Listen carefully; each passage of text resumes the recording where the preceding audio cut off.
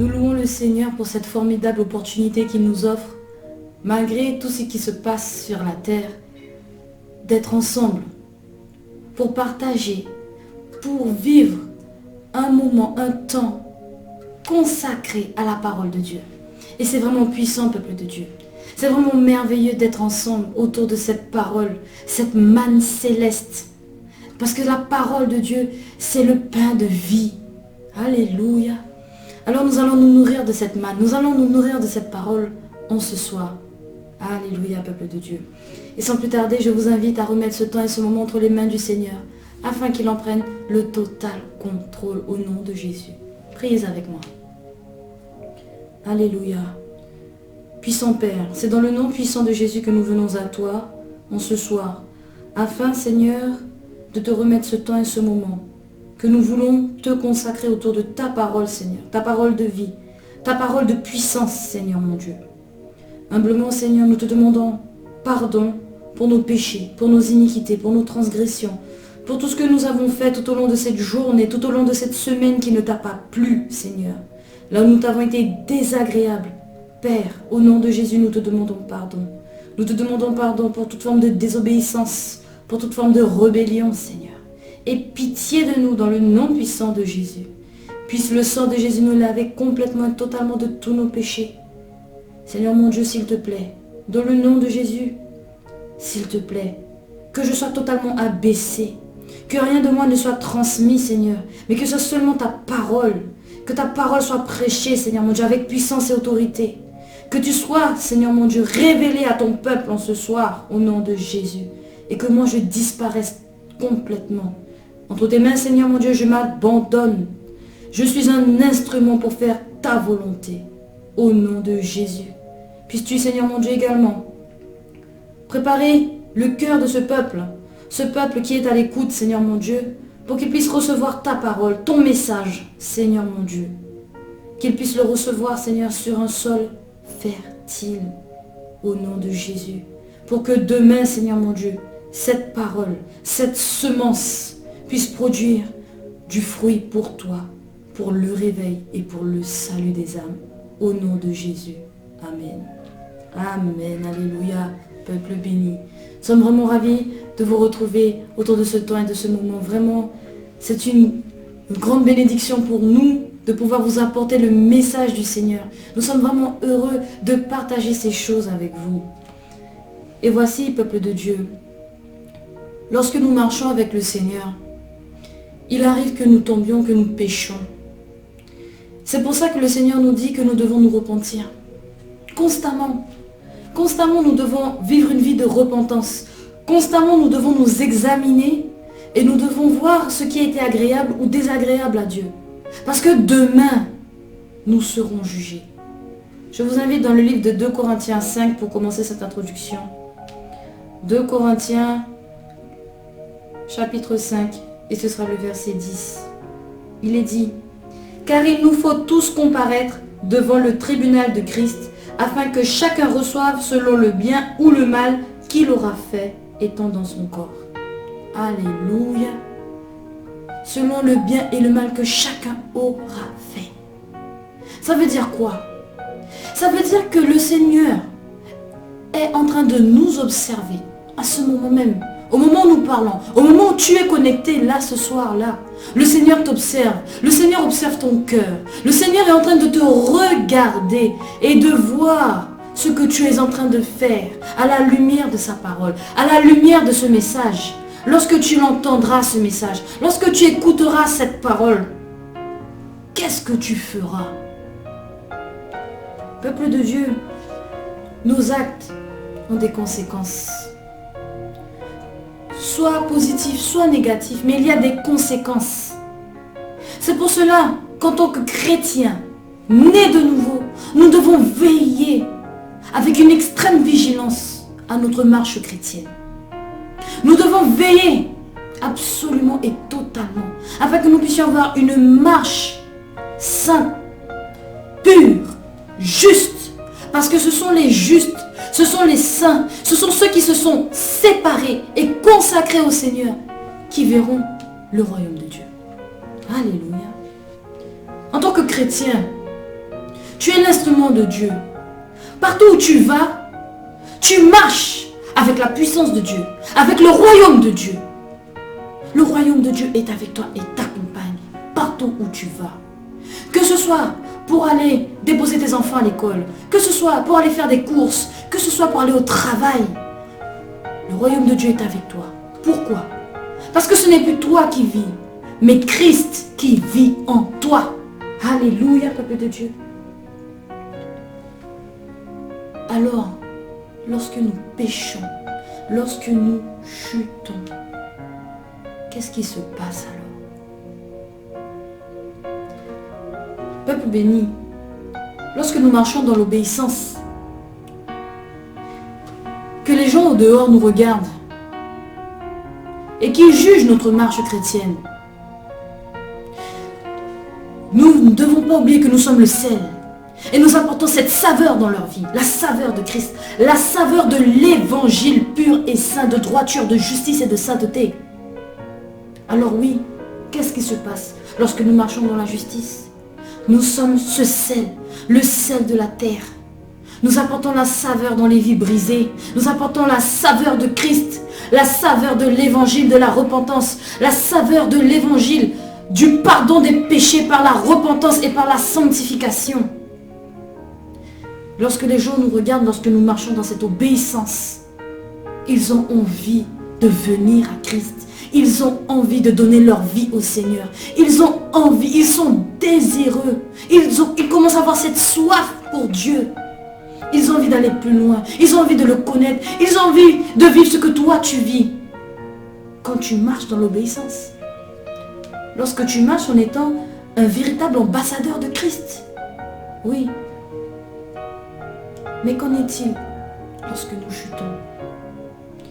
Lorsque nous chutons, nous ne sommes plus un bon témoignage. Malheureusement, lorsque nous chutons, nous sommes en train de donner une mauvaise image de Christ. Et voici ce qui se dit.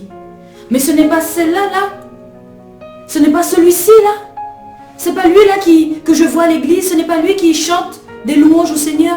Mais regarde, il est tombé. Il ne vaut pas mieux que moi-même. Donc je peux rester tel que je suis. Non. Nous devons veiller afin de toujours donner un bon témoignage. Afin d'être toujours un bon témoignage. Afin de toujours emmener ce réveil et que la multitude puisse voir la puissance du pardon, la puissance de la grâce, la puissance de la miséricorde de Dieu. Alléluia, peuple béni. Alors malheureusement, lorsque nous chutons et que nous commençons à être un mauvais témoignage, parce que, aveuglés par le péché, nous sommes en train de poursuivre un chemin qui nous conduit en enfer.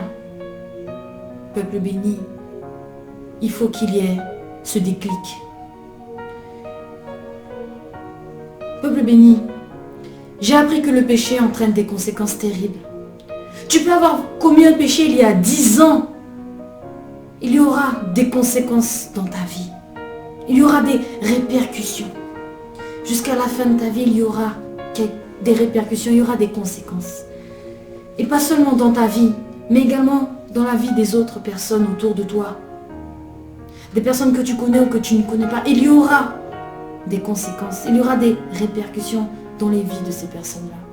C'est pour ça que j'ai dit au début qu'il nous faut absolument être vigilants sur notre marche chrétienne. Comment nous marchons dans ce monde avec le Seigneur afin d'être un bon témoignage. Et malheureusement,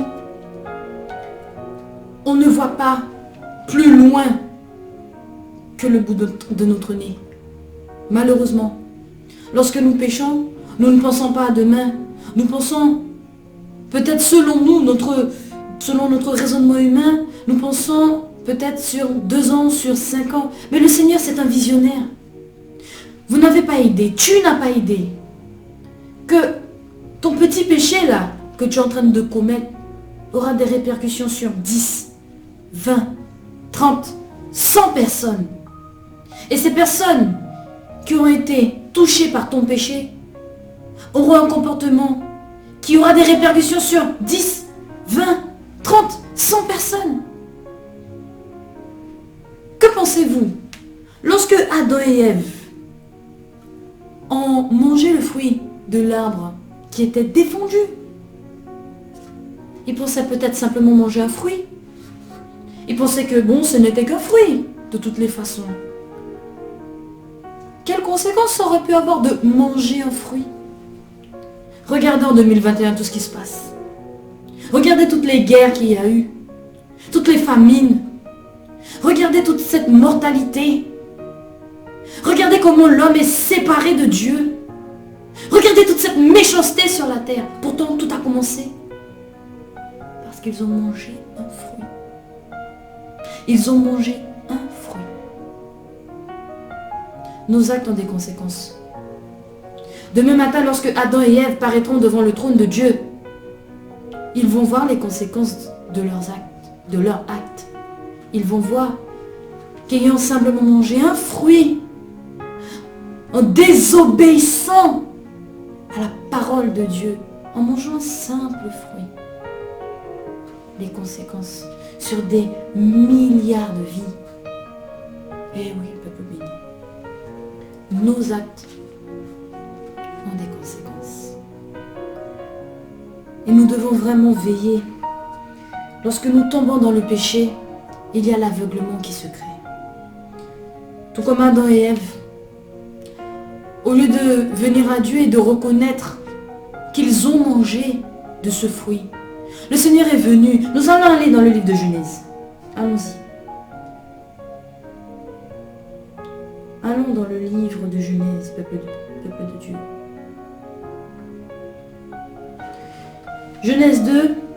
Genèse 3, pardon. Nous allons lire à partir du verset 1er. Genèse 3, verset 1, il est dit: le serpent était le plus rusé de tous les animaux des champs que l'Éternel Dieu avait fait.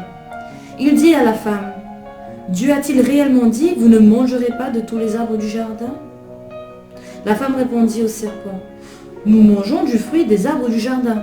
Mais quant au fruit de l'arbre qui est au milieu du jardin, Dieu a dit: vous n'en mangerez point, et vous n'y toucherez point, de peur que vous ne mouriez. Alors le serpent dit à la femme: vous ne mourrez point. Mais Dieu sait que le jour où vous en mangerez, vos yeux s'ouvriront et que vous serez comme Dieu, connaissant le bien et le mal. Alléluia. Regardez la tactique du diable. Regardez comment le diable, il est malin, il est perfide, il est pervers même. Il utilise la parole de Dieu. Il vient avec la parole de Dieu, il la tourne en question afin de créer le doute. Il crée le doute. Et Ève innocemment répond. Et voilà comment le diable est en train de poser ses pièges. Petit à petit, étape par étape. Ça va de manière graduelle. Nous allons aller tout de suite au verset 6, toujours dans Genèse 3. Après que Ève ait écouté une autre voix que celle de Dieu, alors que la voix de Dieu résonnait au travers de sa bouche, Dieu a dit de ne pas manger. Verset 6. La femme vit que l'arbre était bon à manger et agréable à la vue, et qu'il était précieux pour ouvrir l'intelligence. Elle prit de son fruit et en mangea. Elle en donna aussi à son mari qui était auprès d'elle, et il en mangea. Elle a écouté. Elle a mangé. Il a vu. Il a mangé. Ils sont tombés. Et là, ils ont pris conscience de l'erreur. Ils ont vu qu'ils étaient nus. Et lorsque le Seigneur, l'Éternel, est venu dans le jardin, s'écriant: Adam, Adam, où es-tu? Continuons, verset 9. Mais l'Éternel Dieu appela l'homme et lui dit: où es-tu?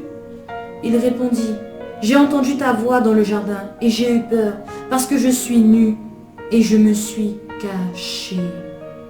Et l'Éternel Dieu dit: qui t'a appris que tu es nu? Est-ce que tu as mangé de l'arbre dont je t'avais défendu de manger? Regardez encore la grâce de Dieu. Dieu qui est omniscient, omnipotent, omniprésent, il est partout, il voit tout, il ne sommeille point, il ne dort jamais, il est toujours là.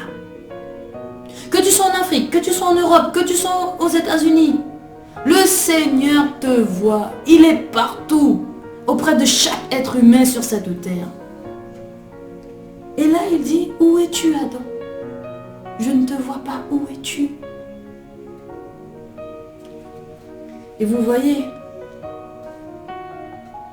le Seigneur encore avec sa grâce, depuis dans le jardin d'Éden, la grâce a commencé.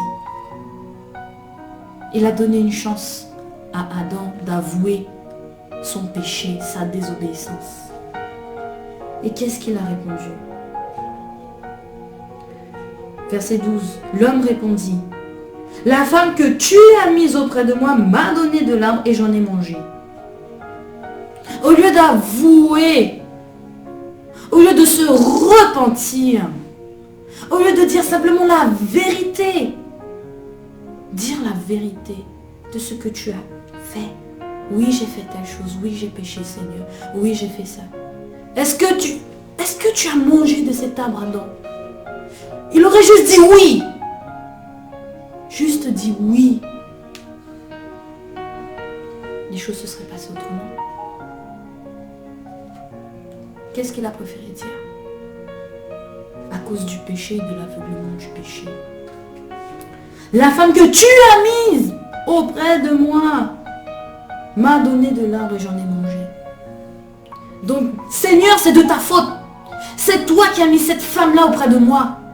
Si tu ne l'avais pas mis, jamais j'aurais péché. Donc si j'ai péché, c'est de ta faute, Seigneur. Ah bon? Continuons, verset 13. L'Éternel Dieu dit à la femme, pourquoi as-tu fait cela?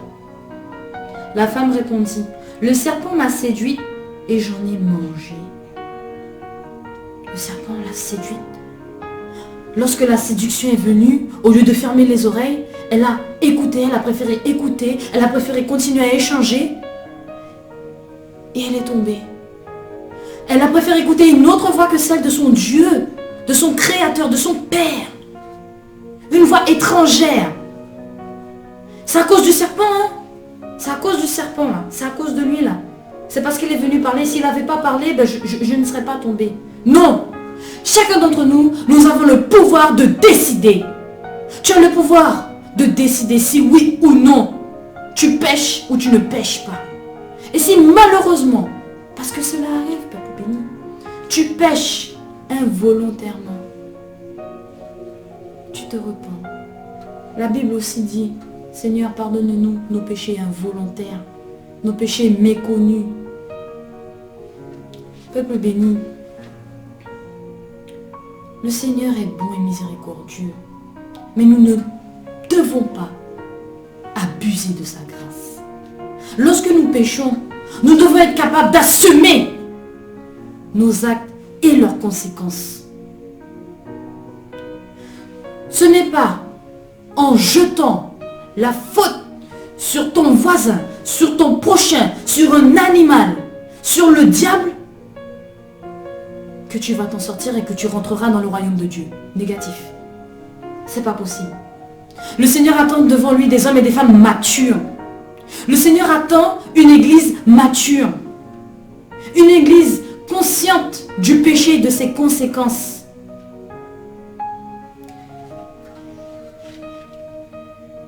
Lorsque nous péchons, nous tombons dans cet aveuglement.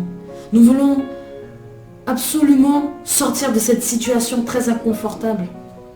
Et nous refusons, hélas, de passer par le chemin simple qu'est la vérité, qui est d'assumer. Non, nous passons par toutes sortes d'autres chemins pour éviter la réprimande, pour éviter la correction. Le Seigneur est seul juge. Le Seigneur est seul maître. S'il décide de te faire grâce, parce que tu as avoué ta faute, béni soit son nom. Si jamais demain matin, il te dit oui, je te pardonne, mais ce que tu as fait entraînera des conséquences, béni soit le Seigneur, amen. Parce que dis-toi une chose, tu as péché, oui. Tu avoues ton péché, alléluia, tu te repens. tu changes radicalement. Et lorsque les montagnes arrivent, tu les déplaces. Les montagnes engendrées par le péché, par les conséquences du péché. Parce que oui, peuple de Dieu, toutes nos actions ont des conséquences, soit bien, soit mal. Et le Seigneur sera avec toi si tu te repens, si tu cherches sa face, si tu te repens sincèrement. Lorsque les montagnes seront en face de toi et qu'il te faudra les déplacer, le Seigneur te tiendra la main et te dira que tu n'es pas seul. Fais juste sa volonté, marche dans l'obéissance et ne recommence plus. C'est exactement ce que Jésus a dit à la femme adultère. Va et ne pêche plus. Je t'ai pardonné. Je te donne une vie nouvelle. Ne prends pas cette vie nouvelle pour aller pécher de nouveau. Change. Tu as appris que ce que tu as fait était mal. Tu as vu la mort approcher par la lapidation. Qu'est-ce que tu fais maintenant? Tu vas retourner pécher. Tu vas retourner dans l'adultère? Alors que tu sais que c'est la lapidation qui t'attend? Que c'est la mort qui t'attend? Non. C'est pour ça que je dis, le Seigneur attend une église mature. Tu as vu ce qui allait arriver. Si le Seigneur n'était pas intervenu, il t'a fait grâce. Ne retourne pas pécher. Ne retourne pas. N'abuse pas de la grâce de Dieu. N'abuse pas. Tout péché est une chute. Le plus petit péché que tu peux faire est une chute et entraîne des conséquences. Ça peut être un mensonge, ça peut être simplement voler de l'argent dans le portefeuille de tes parents, ça peut être un avortement. Tout péché entraîne des conséquences et des répercussions. Premièrement dans ta vie, ensuite dans la vie de ton entourage et dans la vie même de personnes que tu ne connais pas. Adam et Ève ne nous connaissaient pas, ni toi ni moi. Et pourtant, le péché d'Adam et Ève a des conséquences jusqu'à aujourd'hui. Alléluia. Sur de nombreuses personnes qui ne connaissent pas, qui ne s'imaginaient pas que ces personnes-là allaient exister. Est-ce que tu penses qu'Adam et Ève pensaient que toi et moi on allait exister aujourd'hui en 2021? Qu'ils avaient pensé à ça lorsqu'ils allaient prendre de ce fruit et en manger? Si tu ne traites pas tout de suite le péché, tu es en train de préparer un terrain pour d'autres péchés, plus grands, plus conséquents. C'est pour ça que nous devons absolument être radicaux. C'est pour ça que vous nous entendez dire la tolérance zéro au péché. Lorsque tu vois le péché, lorsque tu l'as débusqué, tu l'as traqué, là, tu le traites. Tu le traites en allant dans la repentance et en ne recommençant plus. Le changement radical, le fruit du changement radical. Le fruit de la repentance, c'est que tu ne recommences plus ton péché. Que tu ne retournes plus au vomi. N'abuse pas de la grâce. Assume. Assume les conséquences de tes actes. Assume. Soit bien, soit mal. Assume. Peuple de Dieu, il y a un livre dans lequel ton nom doit être inscrit. C'est le livre de vie de l'agneau. Si ton nom n'est pas inscrit dans ce livre, tu ne pourras jamais entrer dans le royaume de Dieu. Et quand tu pêches, tu commences petit, et puis ça va de plus en plus grand. Ça grandit. Là où ton nom est inscrit dans le livre de vie de l'agneau, à cause de ton péché, c'est comme si tu prenais une gomme et que tu es en train de gommer petit à petit ton nom. C'est toi-même qui es en train d'effacer ton nom du livre.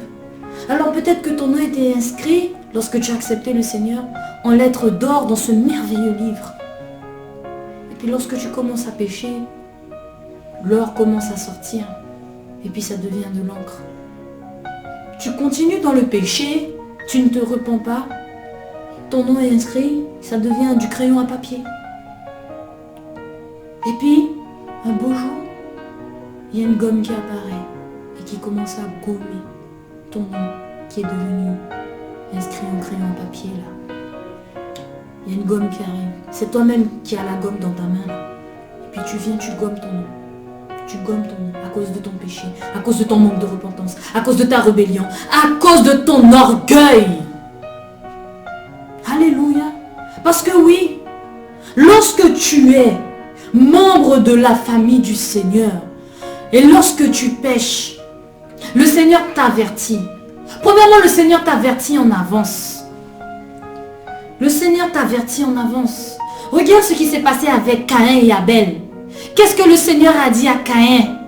Caïn, le péché se couche devant ta porte, mais toi, domine sur lui. Le Seigneur t'avertit. Le Seigneur te prévient. Le Seigneur te parle afin que tu te freines. Afin que tu puisses faire le bon choix. Que fais-tu?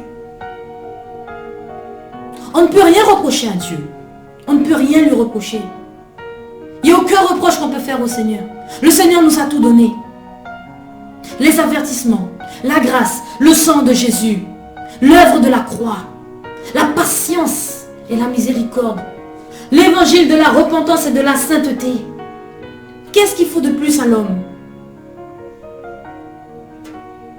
Assumons les conséquences de nos actes afin de pouvoir déplacer la montagne. Tu effaces ton nom toi-même là. Tu sors ton nom du livre de vie pour que tu puisses toi-même te conduire en enfer dans le lac de feu.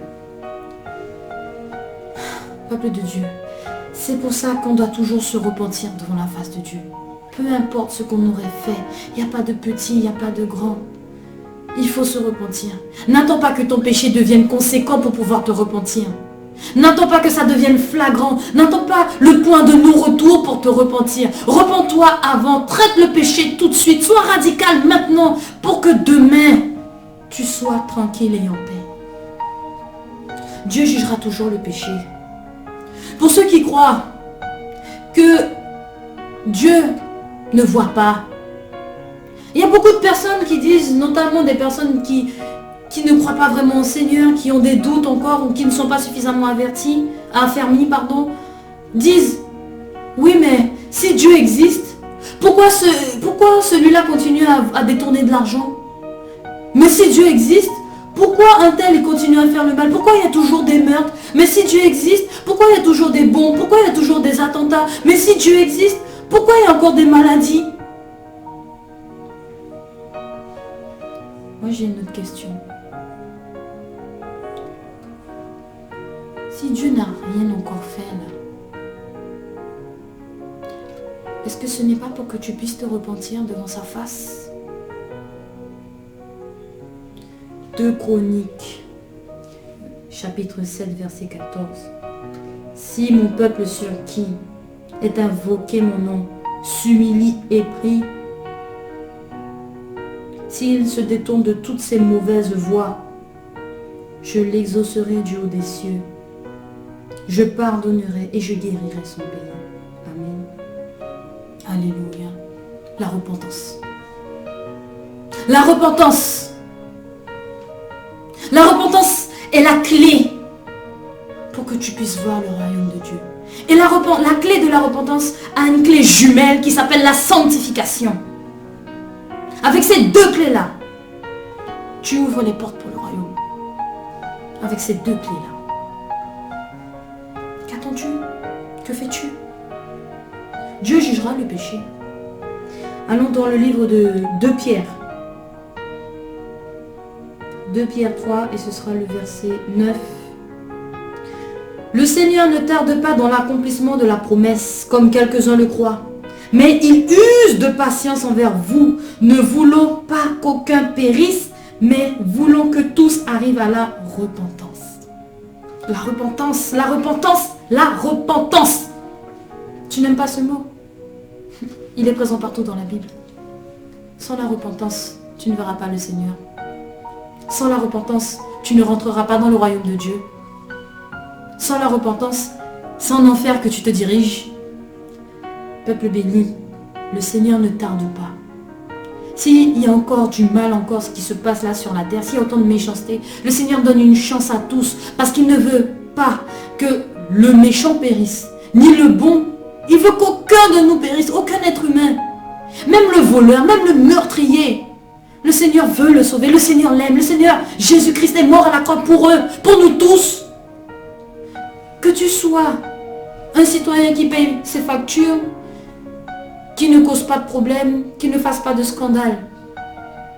Ou que tu sois un meurtrier, un adultère, un débauché. Le Seigneur Jésus-Christ est mort pour tout le monde. Pour que tout le monde soit sauvé.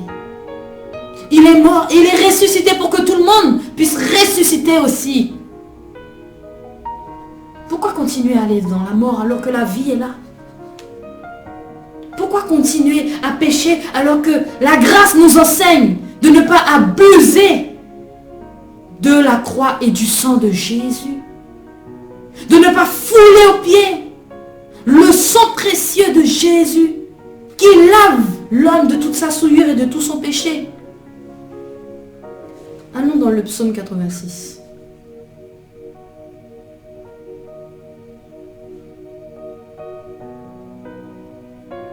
Psaume 86, peuple béni. Verset 15. Mais toi, Seigneur, tu es un Dieu miséricordieux et compatissant, lent à la colère, riche en bonté et en fidélité. Lent à la colère. Mais dis-toi bien une chose, toi qui m'écoutes. Il est lent à la colère, le Seigneur, oui. Mais sa colère va se déverser sur la terre. Bientôt. Nul ne connaît ni le jour ni l'heure. Mais à partir du moment que le Seigneur Jésus-Christ reviendra prendre sa précieuse épouse, la colère de Dieu va se déverser sur la terre. Tu veux être présent à ce moment-là? Ce sera plus le moment de chercher la grâce de Dieu. Le temps de la grâce sera terminé. C'est maintenant que tu dois changer, pas après. Il n'y a pas de deuxième chance là. Après l'enlèvement de l'Église, tu ne pourras pas proclamer, invoquer, prier le sang de Jésus de venir te laver de tes péchés pour que tu puisses rentrer dans le royaume de Dieu. Ce sera terminé. Terminé. C'est maintenant que tu dois te saisir de la parole de Dieu, du message du Seigneur pour changer de vie, pour changer ta marche, pour que maintenant ta marche puisse être transformée, qu'au lieu que tu sois en train de te diriger vers l'enfer, que tu changes radicalement, 360 degrés, tu te détournes pour aller vers le royaume. Alléluia. Le Seigneur est patient, patient et patient pour que tu puisses arriver un jour au ciel. Et je dirais même plus, le Seigneur est en train de se battre avec les hommes pour sauver les hommes. Pourquoi il y a des personnes, il y a des pasteurs, il y a des bishops, il y a des archbishops qui sont en train de prêcher ce message de repentance, de soumission, d'obéissance à Dieu, de sainteté, de consécration à Dieu? C'est pour que vous soyez sauvés. C'est pour que un jour, vous puissiez dire, Seigneur, merci. Merci, Seigneur, car avant j'étais mort. Maintenant je suis en vie.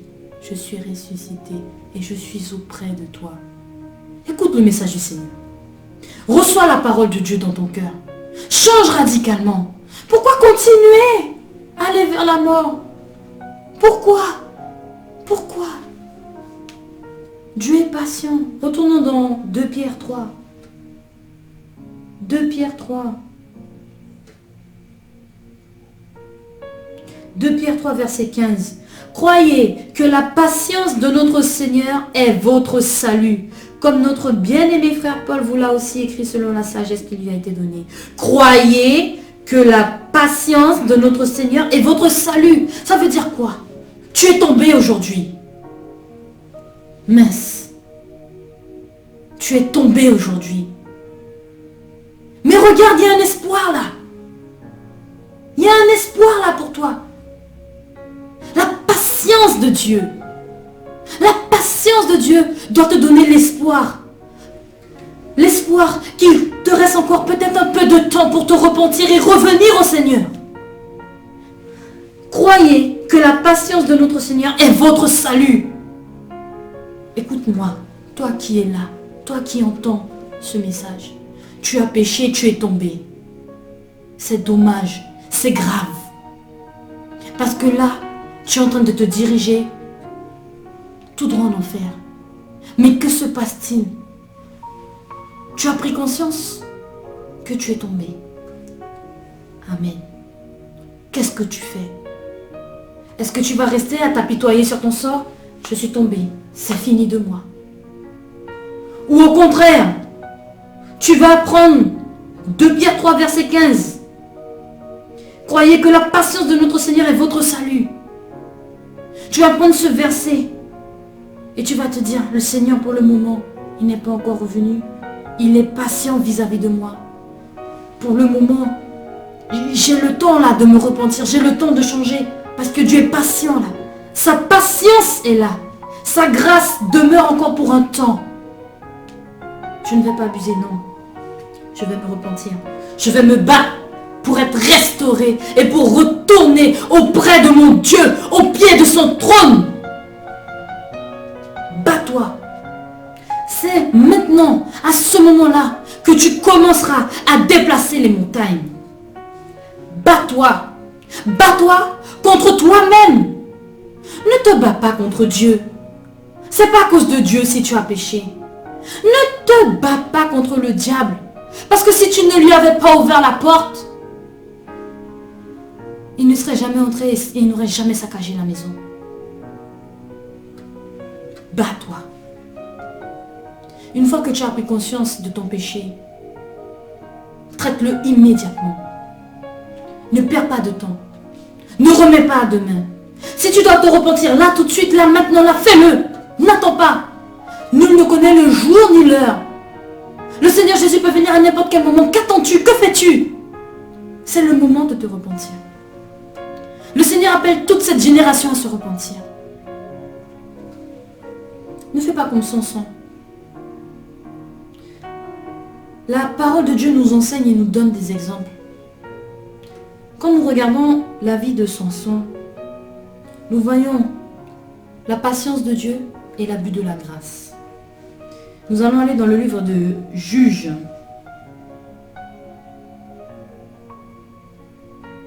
Peuple béni, ce sera le livre de Juges, le chapitre 16.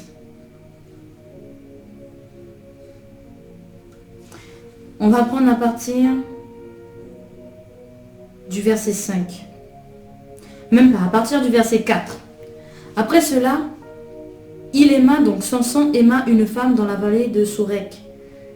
Elle se nommait Dalila.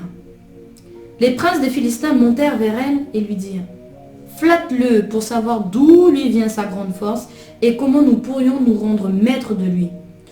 Nous le lirons pour le dompter et nous te donnerons chacun 1100 cycles d'argent.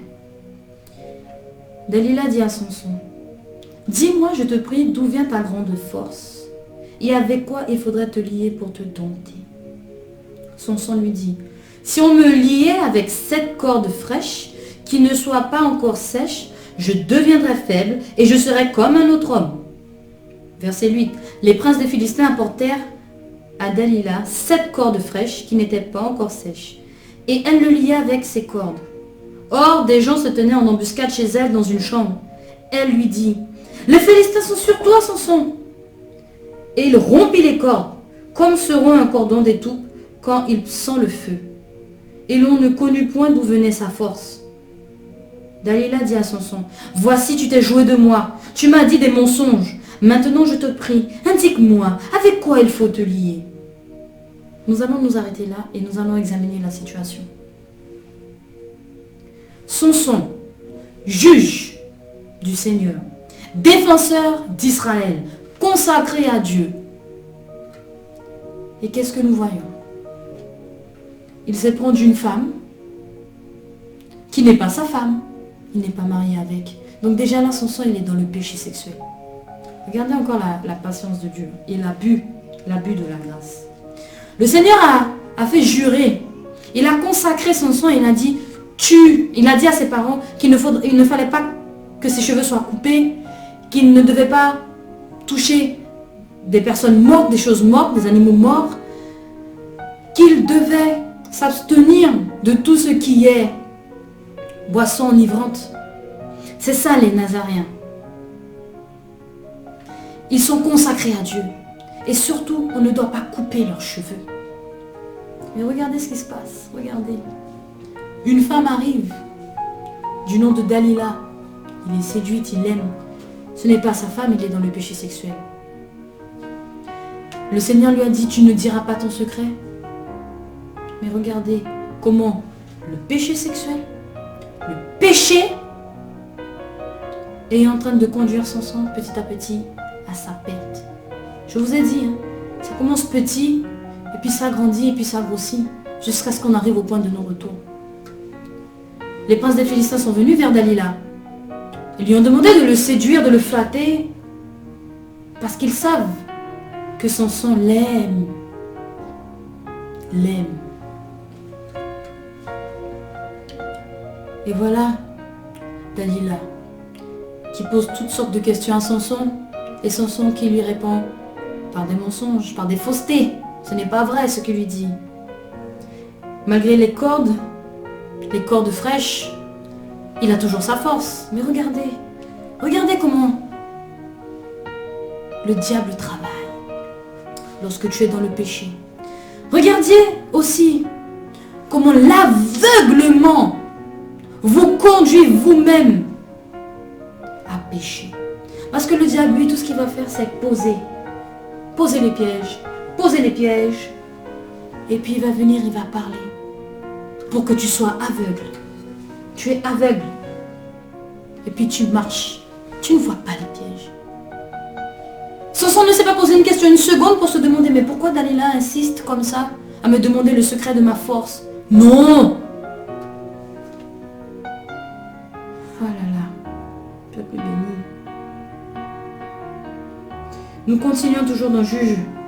Toujours, et nous continuons au verset 12. Au verset 10, pardon. Délila dit à Samson, voici, tu t'es joué de moi. Tu m'as dit des mensonges. Maintenant, je te prie, indique-moi avec quoi il faut te lier. Il lui dit, si on me liait avec des cordes neuves, dont on ne se soit jamais servi, je deviendrais faible et je serais comme un autre homme. Délila prit des cordes neuves avec lesquelles elle le lia, puis elle lui dit, les Philistins sont sur toi, Samson. Or, des gens se tenaient en embuscade dans une chambre, et il rompit comme un fil les cordes qu'il avait au bras. Deuxième tentative. Et Samson ne s'est toujours pas posé la question, mais pourquoi? Pourquoi? Mais qu'est-ce qui se passe? Il y a un problème? À chaque fois que elle me pose la question, que je lui réponds quelque chose, ce que je lui ai dit, elle le met en pratique, elle le met en place, elle me lie avec les cordes, et puis soudainement il y a des Philistins qui arrivent, mais il y a un problème là. Attention, il y a un danger là. Non, pas une seconde, Samson se pose la question. Pas une seconde, Samson est dans la réflexion et dans l'examen de la situation. Il est aveuglé par le péché. Aveuglé par le péché. Nous devons faire attention à l'aveuglement, peuple béni. Nous devons faire attention. Verset 13. Délila dit à Samson, jusqu'à présent tu t'es joué de moi, tu m'as dit des mensonges. Déclare-moi avec quoi il faut te lier. Il lui dit, tu n'as qu'à tisser les 7 tresses de ma tête avec la chaîne du tissu. Et elle les fixa par la cheville, puis elle lui dit, les Philistins sont sur toi, Samson. Il se réveilla de son sommeil, il arracha la cheville du tissu et le tissu. Vous voyez comment ça va graduellement là? Au début, Samson lui disait, il faut me lier avec des cordes fraîches, il faut me lier avec des cordes. Et petit à petit, il commence à l'entraîner vers les cheveux. Petit à petit, Samson est en train de dévoiler le secret qui le conduira à sa perte. Cette désobéissance, ce dévoilement. Elle lui dit, comment peux-tu dire je t'aime puisque ton cœur n'est pas avec moi? Voilà 3 fois que tu t'es joué de moi et tu ne m'as pas déclaré d'où vient ta grande force. La persécution, à chaque fois elle est là. Dis-moi, dis-moi le secret, dis-moi le secret, dis-moi le secret. Et toujours Samson, au lieu de se dire, mais il y a un problème là. Il continue dans le péché sexuel avec Dalila. Il continue à lui répondre des faussetés, des mensonges. Il continue au lieu de s'éloigner. C'est pour ça qu'on ne peut pas en vouloir à Dieu. C'est pour ça qu'on ne peut rien dire au Seigneur. Parce que le Seigneur nous avertit. Parce que le Seigneur nous donne le temps. Parce que le Seigneur nous donne sa grâce. Nous ne pouvons pas lui faire de reproches. Aucun reproche ne peut être fait au Seigneur. Tu ne peux pas dire, Samson ne peut pas dire demain, Seigneur, c'est parce que tu as créé Dalila que je suis tombée, que je lui ai dit le secret de ma force, qu'elle a coupé mes cheveux, que je me trouve dans cet état. Non! Jamais!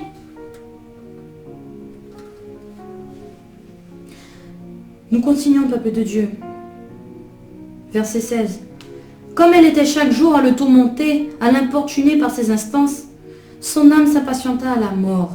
Il lui ouvrit tout son cœur et lui dit,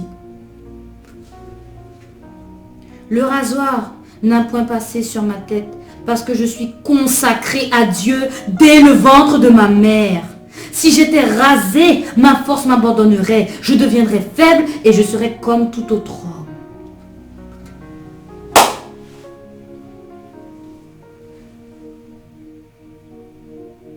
C'est terrible. C'est terrible. Verset 18. Dalila, voyant qu'il lui avait ouvert tout son cœur, envoya appeler les princes des Philistins et leur fit dire, montez cette fois, car il m'a ouvert tout son cœur. Ça veut dire que là, dans ton cœur, c'est le Seigneur Jésus qui doit être en toi. N'oubliez pas, lorsqu'on est né de nouveau, correctement, ce n'est plus nous qui vivons, mais c'est Christ qui vit en nous. À partir du moment que tu ouvres les portes de ton cœur à une autre personne que le Seigneur, c'est fini. C'est fini. Il ne faut pas beaucoup. C'est pour ça, peuple de Dieu, que nous insistons sur le fait de traiter le péché tout de suite. L'apôtre Paul a dit, un peu de levain fait lever toute la pâte. Un petit péché que tu négliges, un petit péché de rien du tout, peut demain te conduire à la mort. Peut demain te conduire à louper l'enlèvement de l'église.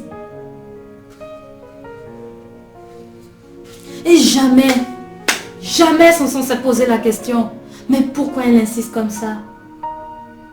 Jamais il s'est posé la question. Jamais il a refusé d'arrêter là le péché sexuel. Jamais il s'est dit, mais je suis dans le péché. À chaque fois que je lui dis telle chose, je lui dis le secret, un secret. Je lui dis une fausseté sur le secret de ma force. Il y a les Philistins qui arrivent là.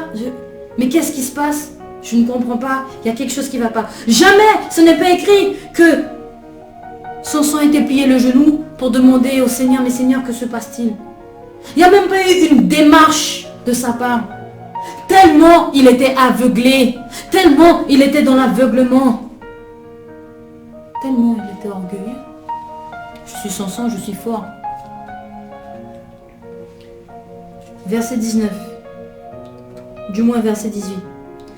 Nous reprenons verset 18. Dalila, voyant qu'il lui avait ouvert tout son cœur, envoya appeler les princes des Philistins et leur fit dire, montez cette fois, car il m'a ouvert tout son cœur. Et les princes des Philistins montèrent vers elle et apportèrent l'argent dans leurs mains. Elle l'endormit sur ses genoux, et ayant appelé un homme, elle rasa les 7 tresses de la tête de Samson, et commença ainsi à le dompter. Il perdit sa force. Elle dit alors, les Philistins sont sur toi, Samson. Il se réveilla de son sommeil et dit, je m'en tirerai comme les autres fois et je me dégagerai. Il ne savait pas que l'Éternel s'était retiré de lui.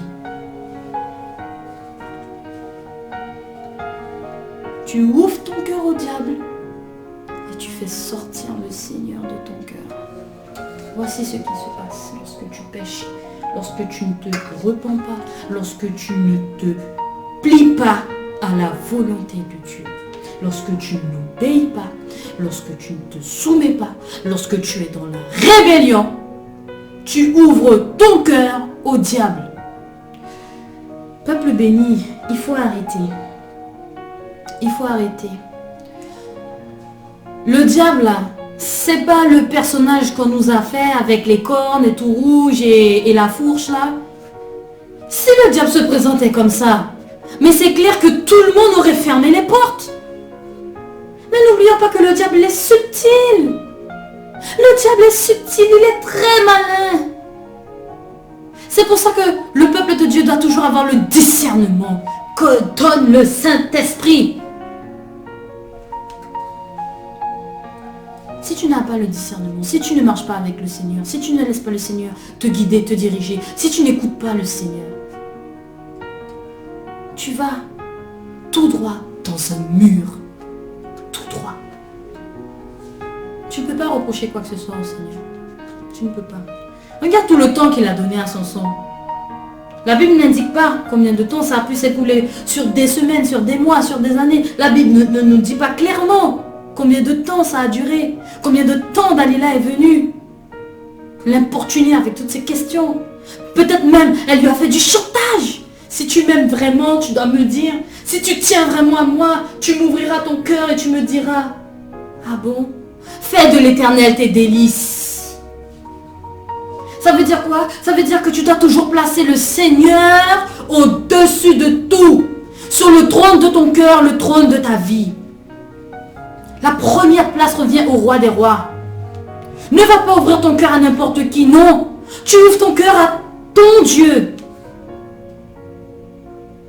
Et là, Samson est ouvert son cœur à une femme. Il a été sourd à la grâce de Dieu, qui criait,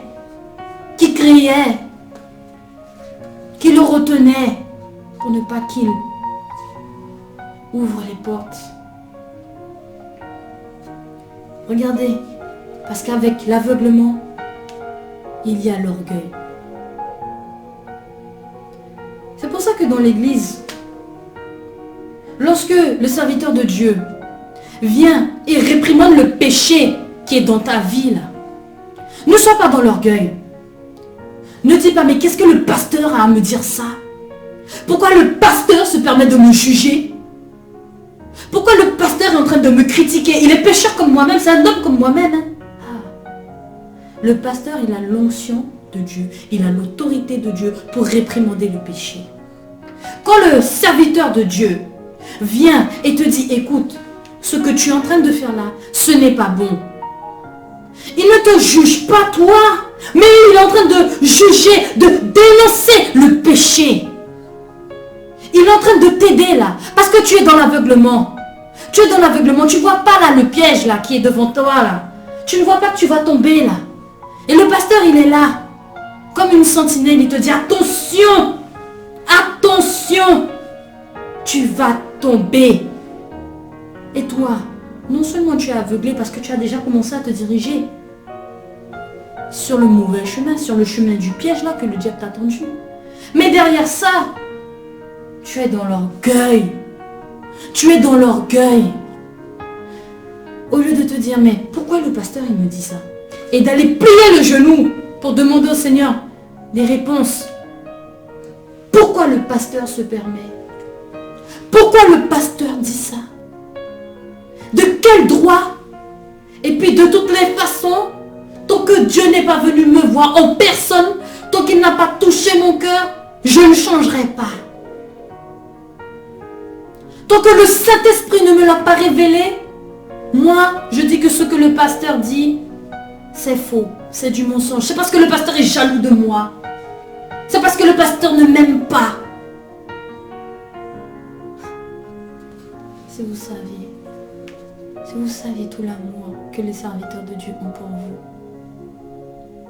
à quel point le Seigneur vous aime, qu'ils aimeraient que vous soyez sauvés, tous,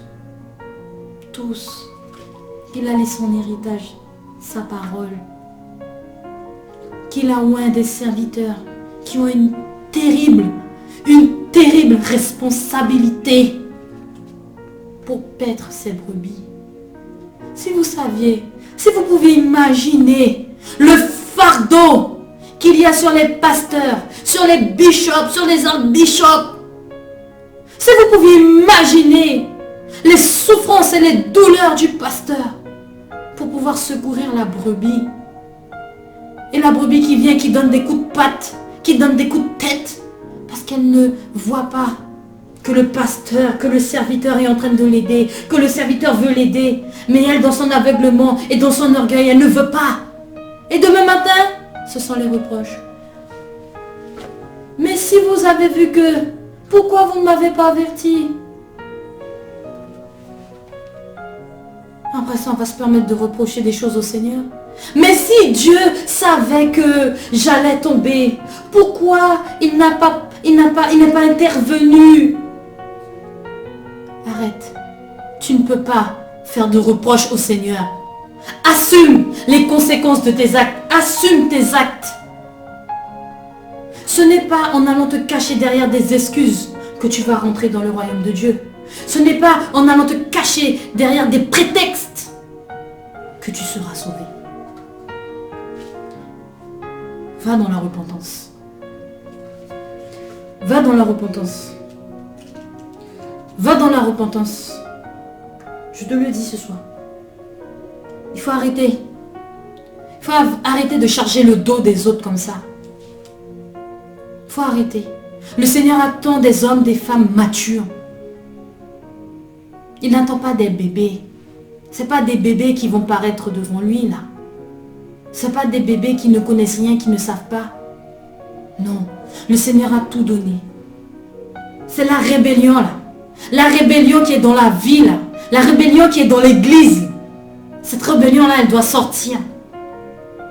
C'est le temps de la discipline. Parce qu'un véritable disciple de Jésus est discipliné. Il se soumet, il est obéissant et il va dans la repentance lorsque ça ne va pas. Lorsqu'il voit qu'il a péché. Il plie le genou et il s'humilie.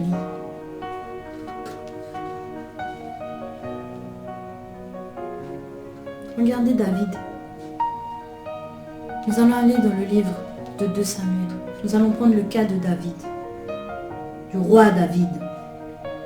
2 Samuel, chapitre 11.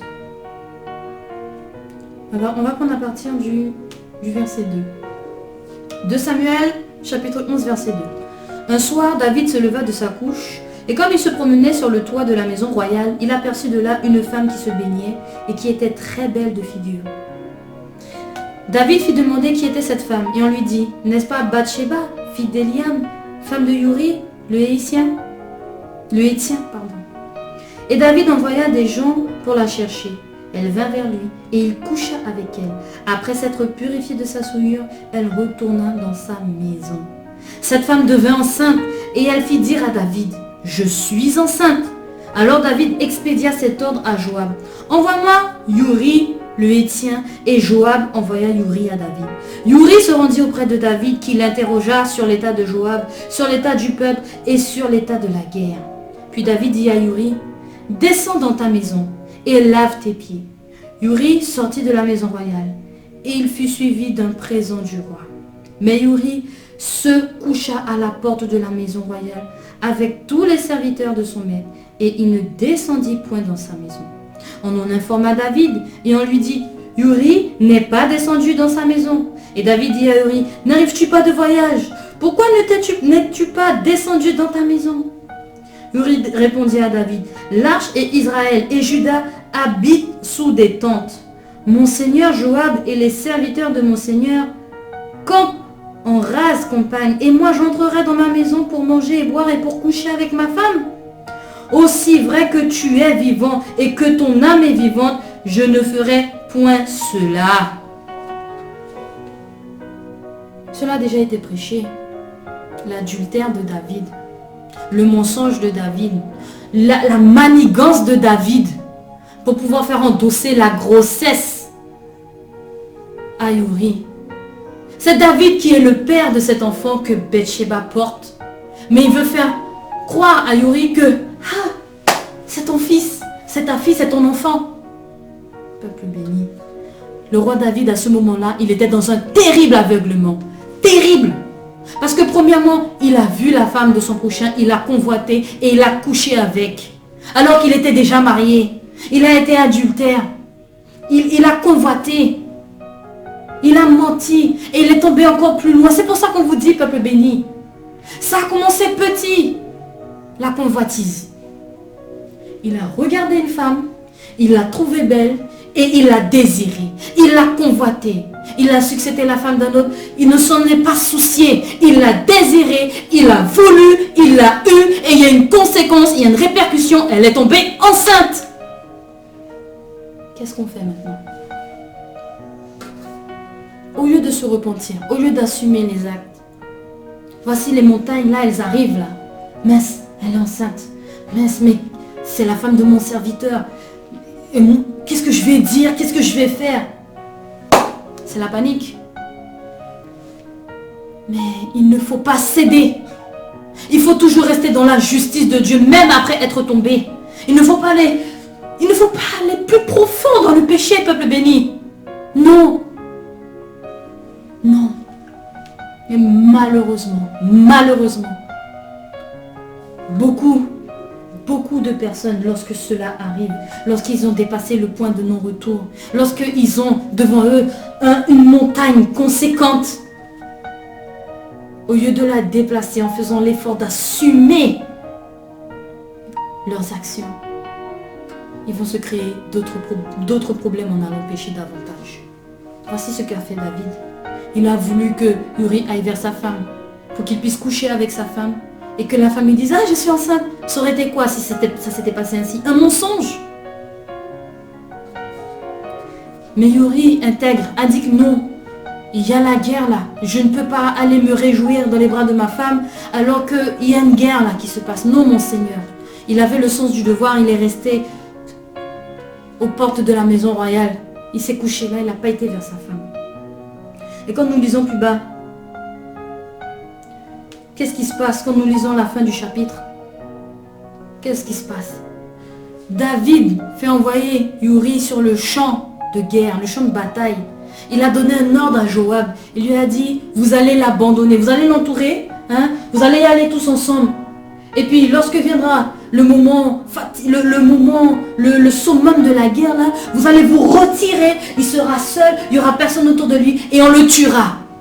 David a commandité le meurtre de Uri.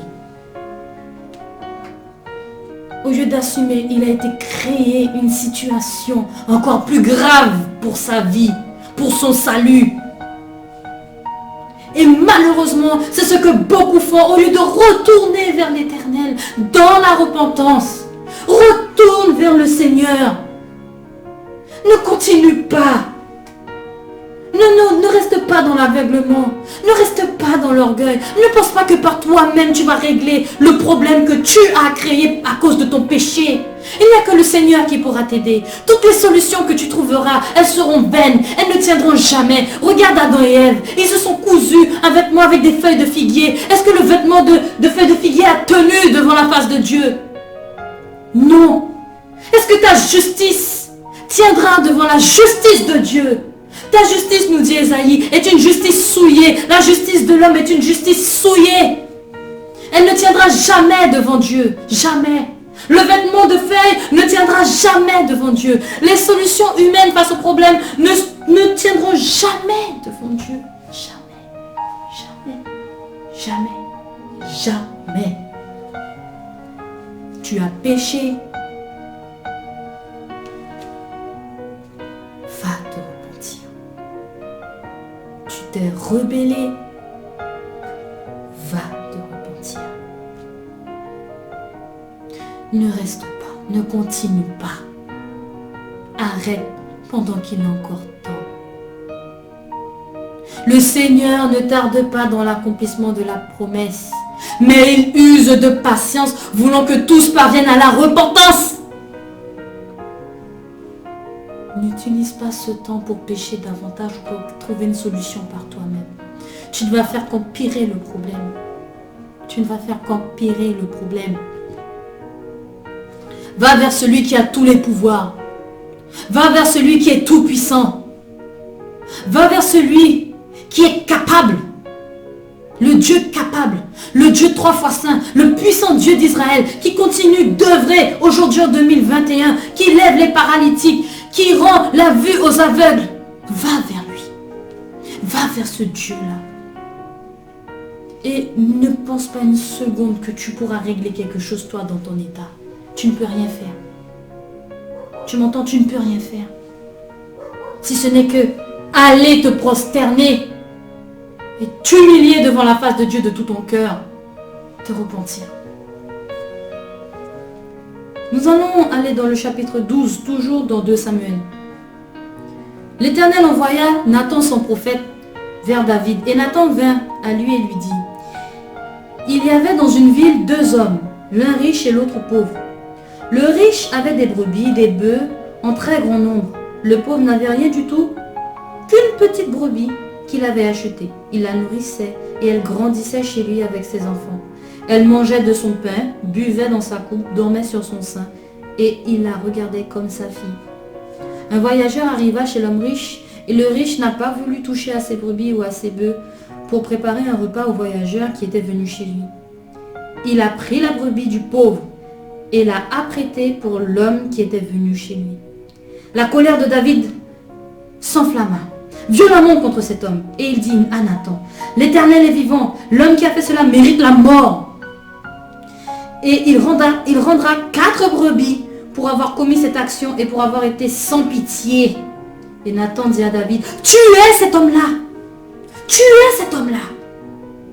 Ainsi parle l'Éternel, le Dieu d'Israël. Je t'ai oint pour roi sur Israël et je t'ai délivré de la main de Saül. Je t'ai mis en possession de la maison de ton maître. J'ai placé dans ton sein les femmes de ton maître et je t'ai donné la maison d'Israël et de Juda. Et si cela avait été peu, j'aurais ajouté encore. Le roi David avait plusieurs femmes.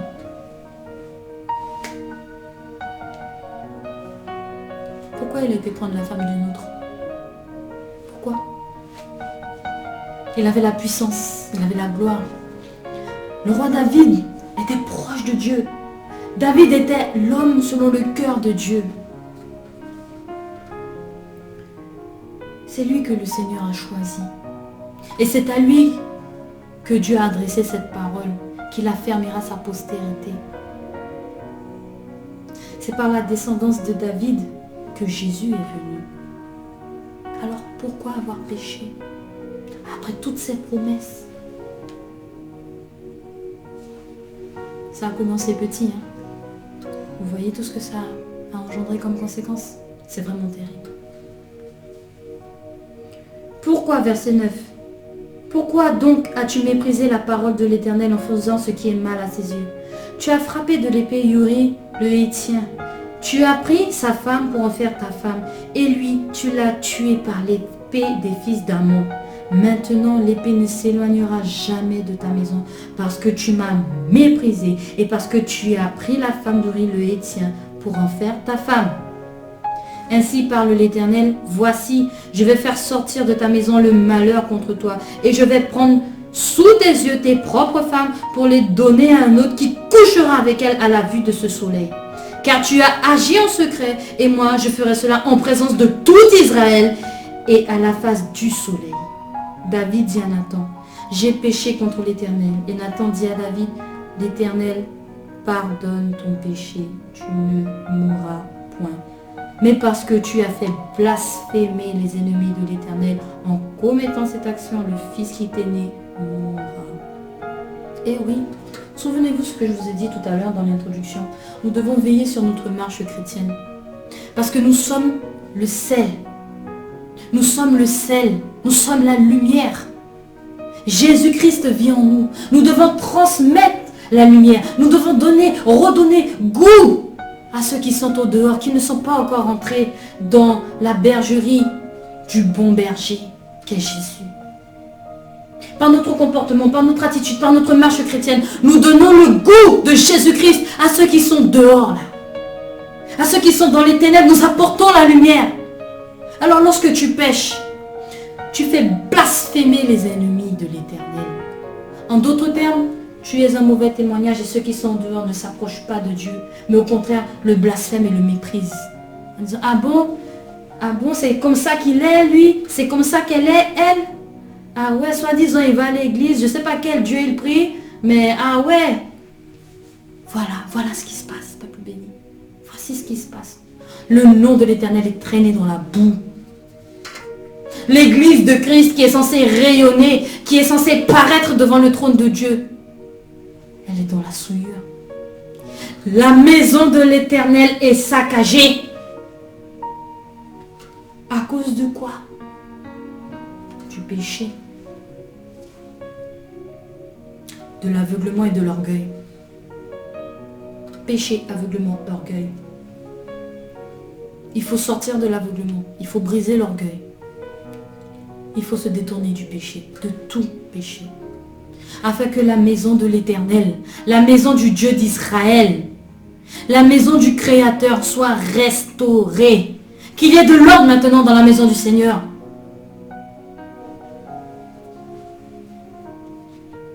L'Éternel a pardonné à David. Il lui a dit, tu ne mourras pas.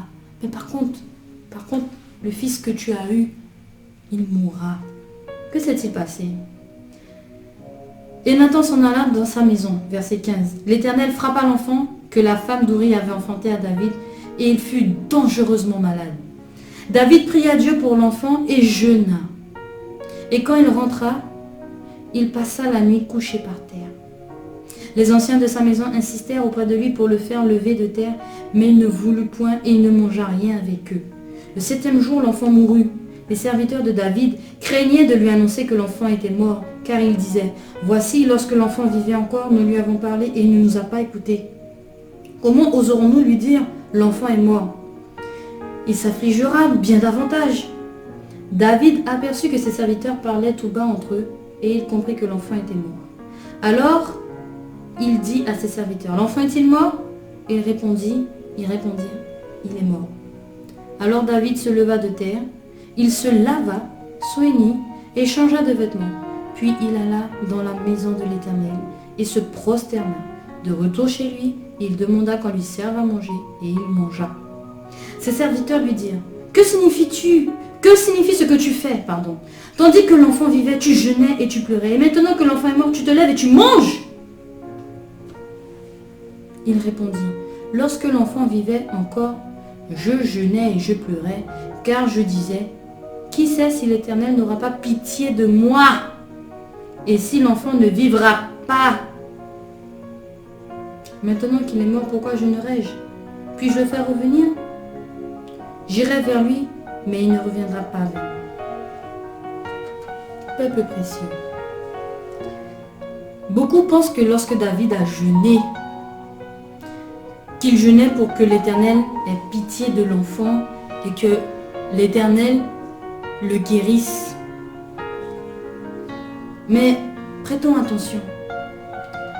Il est dit au verset 22, lorsque David répondit à ses serviteurs, « Qui sait si l'Éternel n'aura pas pitié de moi ?» Pourquoi?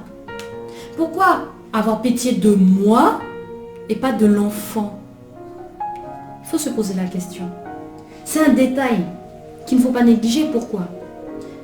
Quand nous regardons plus haut, le prophète Nathan a dit à David, « L'Éternel te pardonne, tu ne mourras pas. » Alors pourquoi David a été jeûné et pourquoi il a dit à ses serviteurs, « Qui sait si l'Éternel n'aurait pas pitié de moi ?» Vous savez pourquoi? Parce que le Seigneur juge le péché. Le Seigneur juge le péché. Allons dans 2 Corinthiens.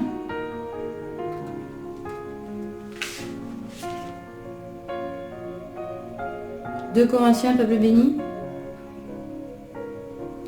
Car il nous faut tous comparaître devant le tribunal de Christ, afin que chacun reçoive selon le bien ou le mal qu'il aura fait étant dans son corps. Tout péché sera examiné, jugé et condamné. David, il a été humilié devant Dieu. Parce que peut-être que l'Éternel l'avait pardonné. Mais si David n'avait pas agi par rapport à cette miséricorde, à cette grâce qui lui a été faite, si David avait demeuré dans l'orgueil, était demeuré dans l'orgueil en disant, bon ben, le prophète Nathan a dit que l'Éternel me pardonne et qu'il ne me fera pas mourir, par contre l'enfant va mourir. Ok, d'accord, eh ben, Bathsheba, bon l'enfant va mourir, c'est pas grave, hein. T'inquiète pas. L'important c'est que moi, je sois toujours en vie, j'ai toujours le royaume d'Israël en ma possession. Mangeons, buvons, le Seigneur ne juge pas le péché. Ah bon? Ça c'est le mépris. C'est le mépris de la grâce. C'est l'aveuglement. C'est l'apostasie. Il est terrible, la Bible dit. Il est terrible. Nous allons aller dans le livre d'Hébreux. Vous allez comprendre. Hébreux 10.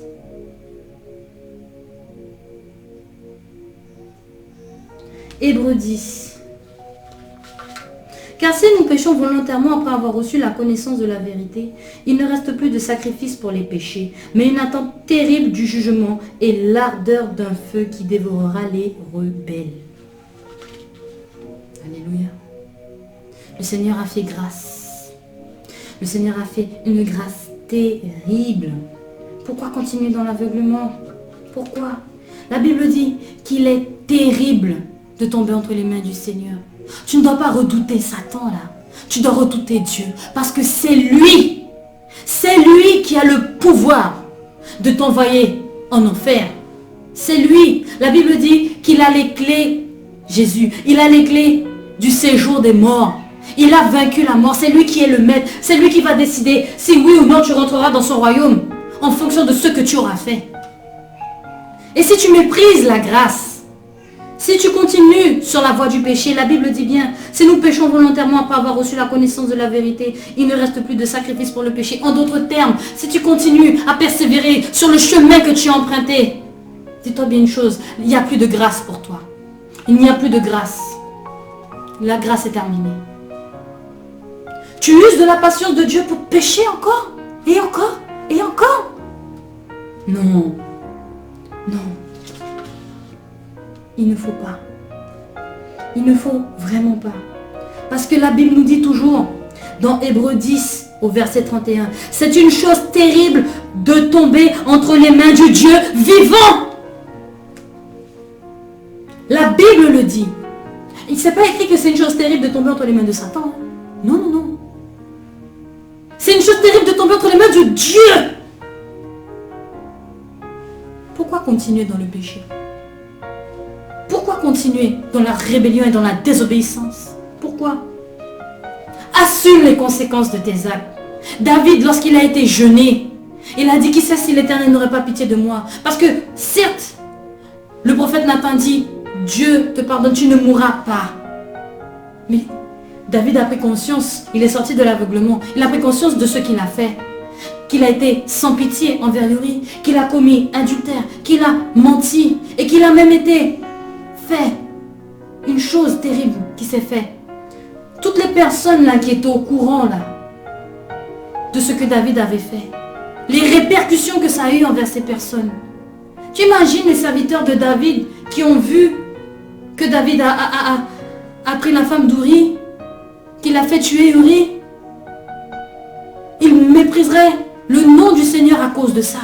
Mais oui, ce n'est pas écrit, mais nous devons nous projeter, peuple de Dieu. Ah oui, c'est le roi David, mais le Seigneur a dit dans sa parole qu'il ne faut pas faire ça, qu'il ne faut pas tuer, qu'il ne faut pas... Mais le roi David, il a fait ça. C'est que le Seigneur, il ne juge pas le péché, alors. Ben, il y a tellement de méchanceté sur la terre. Celui-ci, il a volé l'argent. Celui-ci, il a tué. Celui-ci, il a détruit des choses. Ben, le Seigneur, il ne juge pas le péché, alors. Ben oui, on dit que Dieu est là, mais il ne fait rien, il ne juge pas le péché, donc on peut faire ce qu'on veut. Peuple béni, un roi celui qui a l'onction royale, est un ambassadeur de haut niveau de l'Éternel. Et il doit montrer l'exemple. Ce que David a fait est terrible. Parce que non seulement il l'a fait et ça a engendré des conséquences dans sa vie, des conséquences dans la vie de Bathsheba, des conséquences dans la vie de cet enfant qui est mort et qui n'a rien demandé, mais en plus toutes les personnes qui étaient autour là et qui sont au courant de l'affaire, dans leur cœur, qu'est-ce que ça a produit? Peuple béni, nous devons veiller sur notre marche chrétienne. Nous devons faire attention. Parce que dehors, il y a des gens qui nous regardent, des gens qui sont dans les ténèbres, des gens qui ont besoin de voir une lumière, des gens qui ont besoin de rencontrer Christ et d'être sauvés par sa grâce, par la puissance de son sang. Il ne faut pas que ces personnes-là blasphèment l'Éternel, Dieu 3 fois saint. Assumons les conséquences de nos actes. Ne demeurons pas dans l'aveuglement ni dans l'orgueil. Lorsque le pasteur te reprend, lorsque le serviteur de Dieu, la servante de Dieu te reprend, examine-toi. Fais l'examen de ta personne et de ta marche et va dans la prière. Va te repentir, va dans le jeûne, va demander au Seigneur, va frapper. Frapper et on vous ouvrira, mais va frapper. Va frapper et demande au Seigneur de t'éclairer. Là où il y a les écailles, demande au Seigneur de faire tomber les écailles. Le Seigneur ne tarde pas dans l'accomplissement de la promesse. Mais il veut que tous parviennent à la repentance.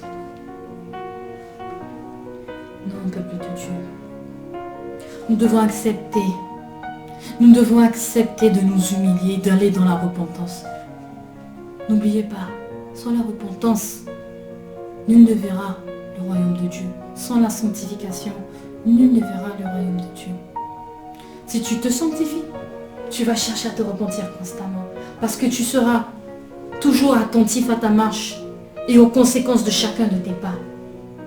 De peur que, à cause de tes actions, que quelqu'un méprise le nom de l'Éternel à cause de toi. Parce que si tu fais ça, ça veut dire que c'est une âme dehors là qui ne viendra pas au Seigneur et qui ira en enfer. Et le Seigneur te demandera compte pour cette âme. Chaque jour, tu dois t'efforcer à être un exemple, un bon témoignage pour le Seigneur. Chaque jour.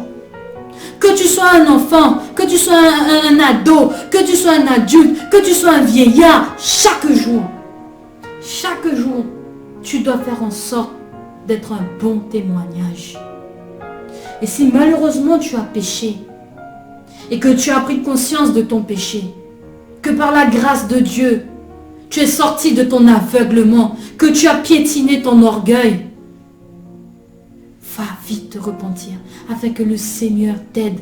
Parce que les conséquences de ton péché arrivent.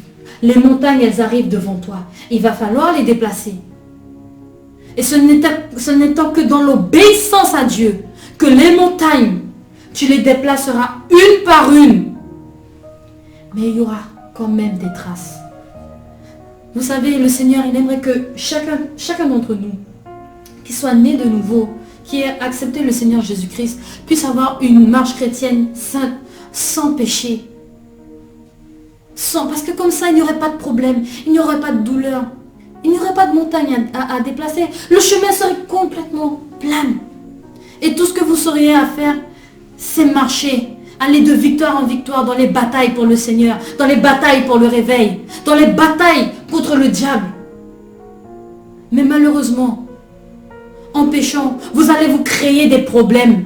Vous allez vous créer des montagnes. Vous allez vous créer des embûches que le Seigneur n'a pas prévues pour vous. Et ce qui fait que votre mission, quand vous êtes arrivé à Christ, que vous devez remplir, vous ne la remplissez pas. Vous tardez à la remplir. Vous êtes en retard.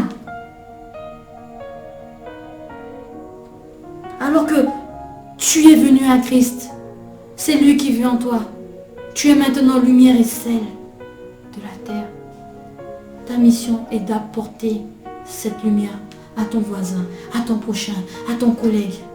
Pas forcément en allant lui parler de la parole de Dieu comme ça, mais simplement déjà par ta marche chrétienne. Afin que lorsqu'il te regarde, il voit la différence. Ah oui, là, lui, là, elle est tout le temps en train de boire devant le chinois, là. Elle, là, elle est toujours en train dans la voiture de plusieurs hommes différents. Tandis que, ah mais regarde lui, là, lui, il a accepté le Seigneur, là. Lui, il suit Jésus, là. Regarde, lui, il ne prend pas part à ces choses devant les commerçants, là, non. Il n'est pas en train de s'enivrer dans les bars, là. Regarde, là, elle, c'est une fille qui se respecte, là. C'est une fille qui se couvre. C'est une fille qui sait qu'elle est la princesse du royaume. Donc, elle se garde, elle se protège. Elle n'est pas derrière les garçons. Elle n'est pas dans les voitures des hommes comme ça, non. Ah, mais regarde cet enfant, comment il est obéissant. Ah, mais regarde. Regarde. Moi aussi, j'aimerais être comme ça. C'est parce qu'ils ont accepté le Seigneur Jésus. Lorsque tu acceptes Jésus, alors c'est comme ça que tu es. Tu deviens une personne respectable. Tu deviens une personne qui est tempérante. Tu es transformé. Mais regarde là, mais c'est pas lui là qui était tout le temps en boîte de nuit. Mais regarde là, il est en train de prêcher la parole là. Regarde sa vie là, il est dans la droiture. Mais c'est pas lui là qui volait l'argent de la caisse. C'est pas lui là qui volait l'argent là. Mais regarde là, il a assumé les conséquences. Il a été dire qu'il a volé, il est en train de rembourser. Waouh, c'est impressionnant. C'est comme ça alors lorsque tu viens au Seigneur. Waouh, je veux ça aussi. Je veux venir au Seigneur. Mais regarde lui, c'est un meurtrier là. Il a égorgé telle personne. Mais il a accepté le Seigneur. C'est une autre personne. Regarde là, lui là, c'est un dealer de drogue. Mais regarde, il a changé, il prêche la parole. Il dénonce ces choses. Il dénonce le péché. Il combat ces choses. C'est ça quand tu viens à Christ, tu es une personne nouvelle. Quand vous regardez ces personnes qui sont transformées par Christ après avoir accepté le Seigneur Jésus comme Seigneur et Sauveur, regardez comment leurs actes et leur comportement ont une puissance pour évangéliser la grâce, la croix et le sang de Jésus. Regardez comment leur vie est un témoignage. Regardez comment leur vie est un sel qui donne une saveur terrible. Une saveur terrible, terriblement bonne. Et qui emmène les âmes qui sont encore dans les ténèbres, à reconsidérer leur voie et à se dire, mais c'est encore possible pour moi. C'est encore possible pour moi. Et ça les pousse à venir à Christ et à venir auprès de ces personnes dont la vie a été transformée par la grâce de Dieu. Ces personnes qui marchent dans l'obéissance, ces personnes qui sont un bon témoignage, ces personnes qui, lorsque le vent de la tempête souffle, ne pêchent pas mais tiennent bon. Fallait voir, mais bonjour, comment vous faites? C'est comment vous marchez avec le Seigneur. Je veux marcher avec le Seigneur comme vous marchez. Voici ce qui devrait se passer aujourd'hui avec l'Église. Voici ce qui devrait se passer maintenant avec le peuple de Dieu. Ce n'est pas l'évangile de prospérité, ce n'est pas comment investir pour être un multimilliardaire avec le Seigneur. Non, c'est pas ça. Ce n'est pas, comment obtenir le Saint-Esprit pour marcher avec autorité et acquérir ce qui m'est dû, acquérir les biens matériels, acquérir les richesses de ce monde, acquérir une belle voiture, acquérir une belle maison. Ce n'est pas ce qui intéresse le Seigneur et ce n'est pas ce qui intéresse les âmes au dehors. Ce n'est pas le souci des âmes qui ont faim et qui ont soif de Dieu. Qui ont faim, qui ont soif de solutions à leurs problèmes. Parce qu'elles pourraient avoir tout. La plus belle voiture, la plus belle maison. Mais au fond d'elles, elles se sentiraient vides. Parce que ce n'est pas le plus important. Le plus important, c'est comment ta vie est transformée par Christ pour que tu puisses être dans la paix et marcher dans un saint salut chrétien qui te conduira dans le royaume de Dieu. Voici la préoccupation première. La préoccupation première du Seigneur. La préoccupation première des serviteurs authentiques du Seigneur. Les serviteurs authentiques de Dieu ne sont pas là pour se faire de l'argent sur le dos du peuple.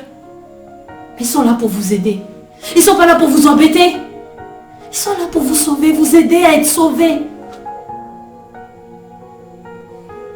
Alléluia. Béni soit le Seigneur, peuple de Dieu.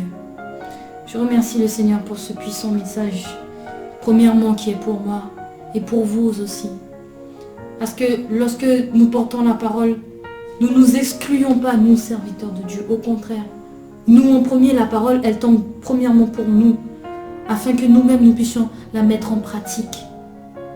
si vous avez entendu cette parole, si cette parole a résonné dans votre cœur, si elle a éveillé en vous une soif de connaître le Seigneur, un désir d'aller plus loin avec Dieu, de connaître quelque chose de nouveau, s'il vous plaît, si vous le voulez, si vous voulez accepter le Seigneur Jésus-Christ comme Seigneur et Sauveur maintenant, répétez cette prière et dites: puissant Seigneur Jésus, je me repens de tous mes péchés et te demande de me laver avec le puissant sang de Jésus.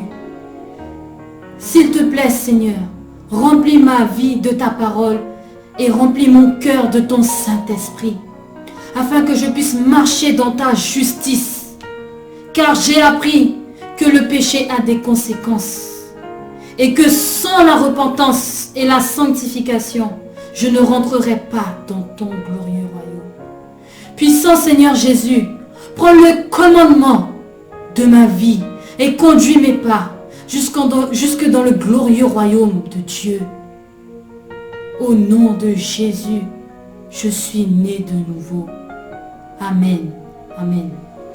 Si tu as dit cette prière, sois béni et commence à lire le livre de Jean chapitre 1 pour découvrir qui est Jésus et qu'est-ce que Dieu veut pour toi. Amen, peuple béni. Nous nous reverrons bientôt si Dieu permet. Gardez ce que vous avez reçu précieusement au nom de Jésus. Shalom.